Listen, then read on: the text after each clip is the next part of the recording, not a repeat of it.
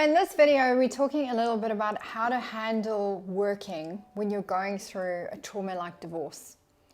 And this is very tricky for a lot of people. In fact, most of the clients that we work with within our business are professionals, and they have to show up and do awesome stuff and, you know, perform, whether they run their own business or they run a really large organization or they're a key employee inside an organization and they need to perform and do and stay on their A game. In these positions, you need to first take a step back from what you've just experienced. If you're going through a traumatic time, it's to understand that we're not ourselves when we go through a traumatic time. We're going to be more emotional than normal. We're going to be emotionally dysregulated. We are going to struggle with memory, because when we are emotionally dysregulated, our amygdala has been activated. It has dumped out lots of adrenaline and noradrenaline into our body. Our stress hormone cortisol is going up. Cortisol suppresses the working aspect of the hippocampus, which is the part of the brain that can concentrate, make memory, access important faculties within the cortex. And when cortisol suppresses the hippocampus, we're just gaga. You can kind of feel a bit brain fog. You can't concentrate. You can't. It's almost like you can't hear properly. Some clients have reported they start driving somewhere and they arrive and they can't remember how they got there, or they're feeling a bit crazy.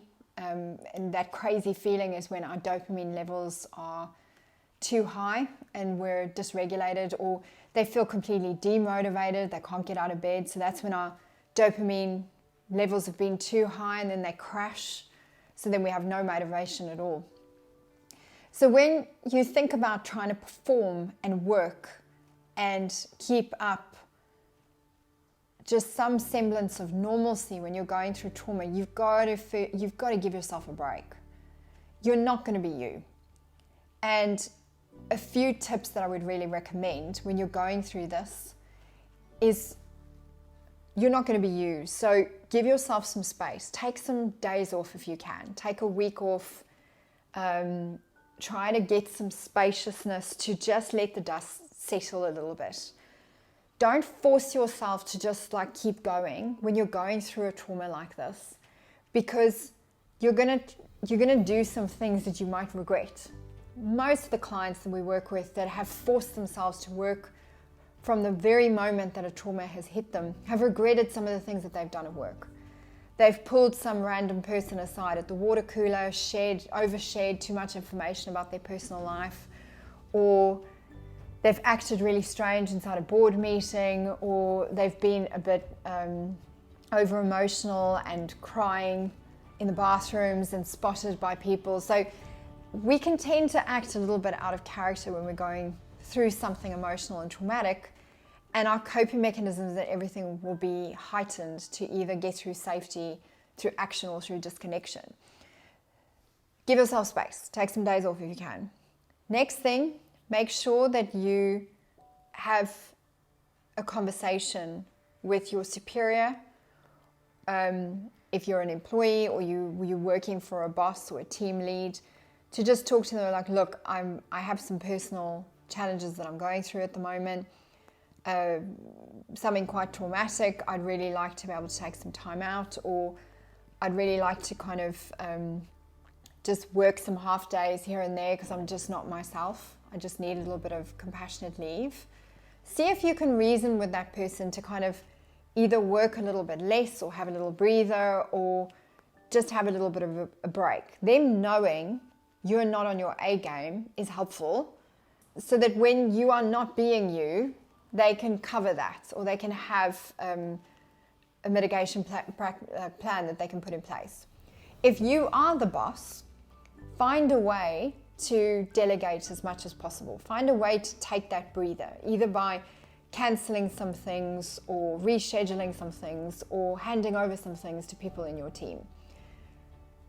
Do not tell everyone what's happening and what you're going through. You're going to probably regret that. Some clients that we've worked with have been way too oversharing when they're in that really vulnerable first stage, and so regretted that down the line. particularly if you work in the corporate world, it's just not an environment that is particularly understanding or friendly to people having an emotional meltdown. They want to see us all basically being robots, and they want to see that we are completely unemotional and unaffected by things. So when we do have emotional and affected by things, it can tend to affect your ability to be promoted later or to advance career-wise. So by telling everyone your personal story, you could also end up telling somebody too much. They have information on you, they now know your weakness, they could exploit that later. We just don't recommend it. Also, when you have overshared and it was a negative experience, so people didn't respond favorably, that's another really horrible sense of rejection that you have just kind of given yourself unconsciously by trying to look for sympathy or whatever at work. So just try to avoid the oversharing in general. Next thing is to carry a notepad everywhere you go. Like I said in the first point, you're not going to be yourself. You're not going to concentrate at your best level. So you're probably going to forget a few things here and there. It's quite normal. You're going to struggle with capacity as well. You're going to struggle with the ability to deliver as fast and in such a motivated way that you did before. So communicate with your environment that you might be a little bit slower at handling certain deadlines, or you might need more buffers in place so that you give yourself some space to be able to process what you're doing and deliver, but in a more balanced and harmonious time. Having that notepad around, you're also writing down instructions. You're not relying on your memory, because remember, the hippocampus is important for the accessing and the making of memory. So people forget things, and then you could be accused of like losing performance. And actually what you want to do is kind of make lots of notes down to track what has happened, and not to be afraid to set boundaries and say, I know that that's what you need right now, but I'm not able to deliver that right now. What my counter offer is to do that instead. And that's what I can do. Okay? So to advocate for yourself and communicate clearly what you can and cannot do.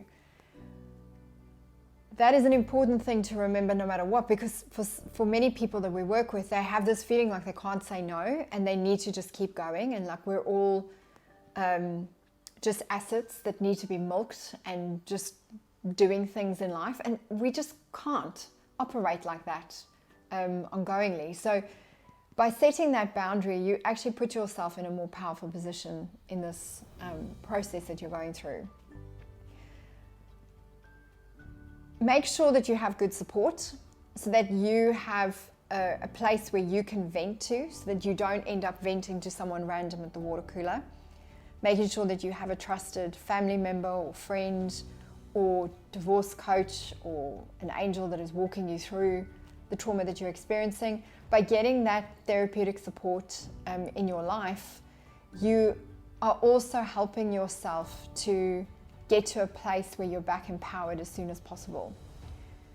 Another thing that I would recommend is not to act too quickly on things. Like, really sleep on any major decisions you want to make.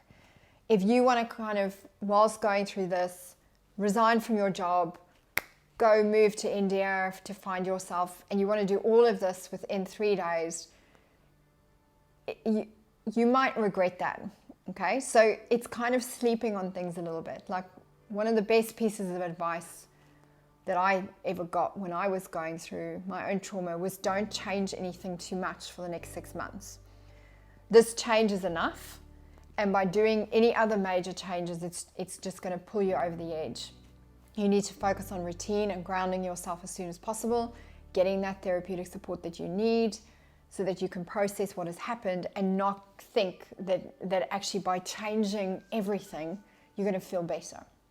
So those are just some tips and techniques associated to how to continue to work when you're going through this trauma.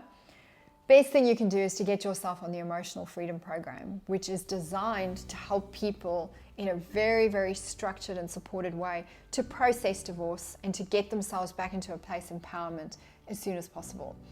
So to find out more about that, make sure you book a clarity call on our website and we'll talk you through what the program is all about. Take care.